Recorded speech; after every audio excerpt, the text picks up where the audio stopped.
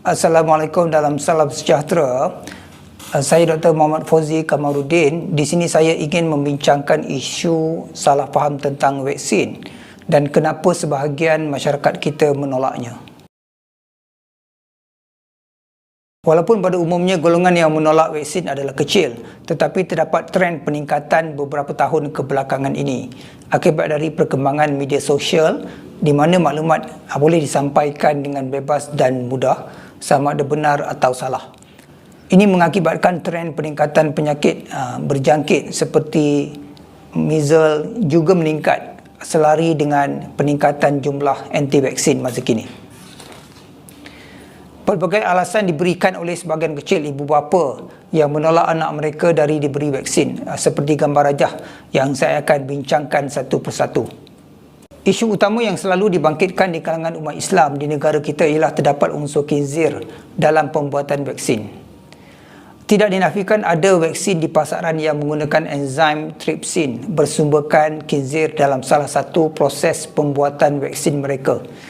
Walau bagaimanapun, Kementerian Kesihatan telah memberi jaminan bahawa semua vaksin yang digunakan di premis kementerian untuk kanak-kanak yang baru lahir adalah bebas dari unsur khinzir. Isu kedua berkenaan dengan penggunaan haiwan yang tidak disembelih, seperti penggunaan enzim tripsin yang berasaskan dari lembu. Perkara ini telah dijelaskan oleh alim ulama kita bahawa ianya dibenarkan berdasarkan kepada hujah-hujah maqasid syariah, iaitu objektif syariat Islam itu sendiri, dan juga asas-asas dari sumber hukum fiqh seperti proses istihalah di mana terdapat perubahan unsur yang nyata, istiqlaq iaitu satu proses apabila bahan bercampur sehingga mencairkan bahan yang asal, ataupun dalam keadaan darurat, seperti firman Allah Subhanahu Wa Taala dalam surah Al-Baqarah ayat 173, innama harrama alaikumul maitah waddama walahmal khinzir wama uhilla bihi li ghairillah faman ittara ghaira baghin wala adin fala isma alaih innallaha ghafurur rahim. Sesungguhnya Allah Ta'ala hanya mengharamkan bagi kamu bangkai, darah, daging babi dan binatang yang ketika disembelih disebut nama selain Allah. Tetapi barang siapa dalam keadaan terpaksa memakannya, sedangkan dia tidak menginginkannya dan tidak pula melampaui batas, maka tidak ada dosa baginya. Sesungguhnya Allah Ta'ala Maha Pengampun lagi Maha Penyayang. Semua fatwa mufti-mufti di Malaysia pun membolehkan pengambilan vaksin. Malahan ke tahap berdosa bagi mereka yang menolak vaksin, yang tentu sekali akan memudaratkan masyarakat keseluruhannya. Dari segi penggunaan lain-lain bahan terlarang seperti sel janin, ia memang ada pembuatan vaksin di awal tahun 70-an menggunakan sel janin, tetapi sel tersebut telah pun dibiakkan dalam makmal dari sel asal dan tidak perlu lagi kita menggunakan sel janin yang baru untuk penghasilan vaksin sekarang ini.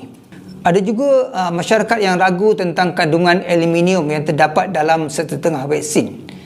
Pada umumnya bahan-bahan aluminium ataupun apa-apa sahaja bahan lain yang terdapat dalam vaksin adalah dalam kuantiti yang sangat kecil dan tidak membahayakan.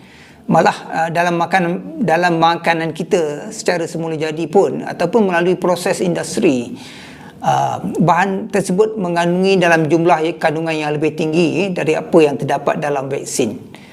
Untuk pengetahuan semua, vaksin masa kini adalah bebas dari penggunaan raksa sepenuhnya. Bagi mereka yang menganggap anak mereka sihat dan berisiko rendah untuk dijangkiti, perlu difahami bahawa peranan vaksin adalah untuk mencegah penyakit.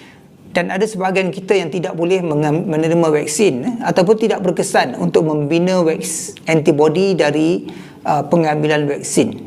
Bila mana ahli masyarakat lain terhindar, dengan sendirinya kita dapat membantu untuk tidak merebakkan penyakit kepada sebahagian yang lain, yang kita namakan sebagai immunity kelompok.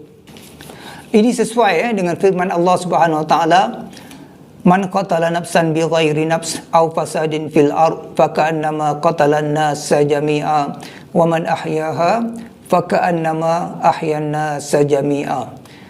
Yang bermaksud, barang siapa yang membunuh seorang manusia bukan kerana orang itu membunuh orang lain, atau bukan kerana membuat kerosakan di muka bumi, maka seakan-akan dia telah membunuh manusia seluruhnya. Dan barang siapa yang memelihara kehidupan seorang manusia, maka seolah-olah dia telah memelihara kehidupan manusia semuanya. Seperti ubat-ubatan juga, vaksin mempunyai kesan sampingan yang tidak diingini kadangkala.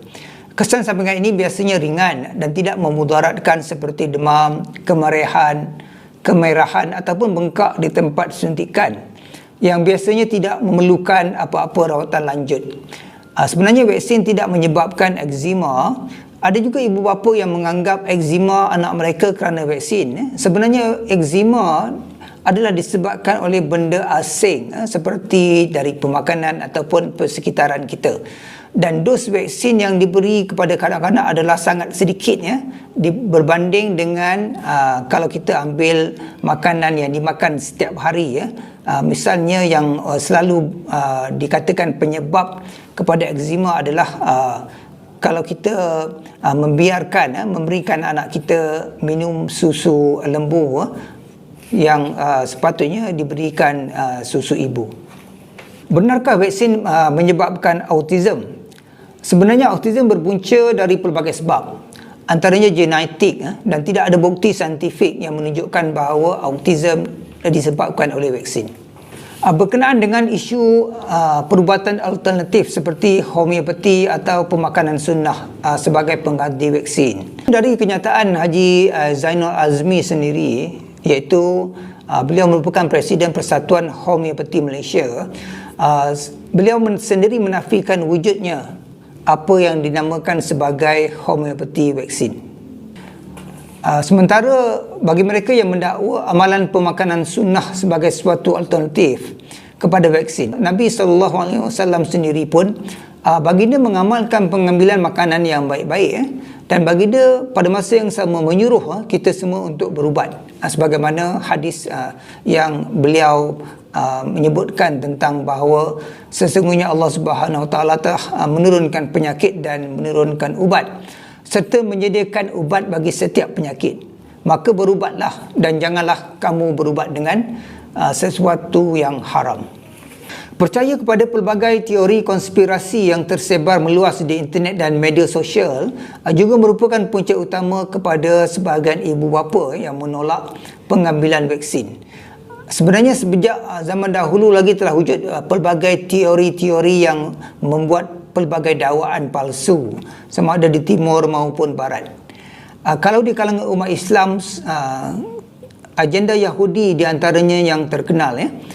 Sedangkan sebagaimana yang kita ketahui umum, bahawa negara Israel sendiri pun mempunyai program vaksinasi yang hampir sama dengan apa yang diamalkan oleh negara kita.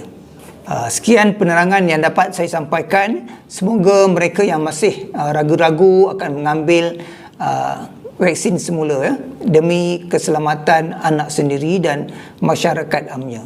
Wabillahi taufiq wal hidayah. Assalamualaikum warahmatullahi taala wabarakatuh.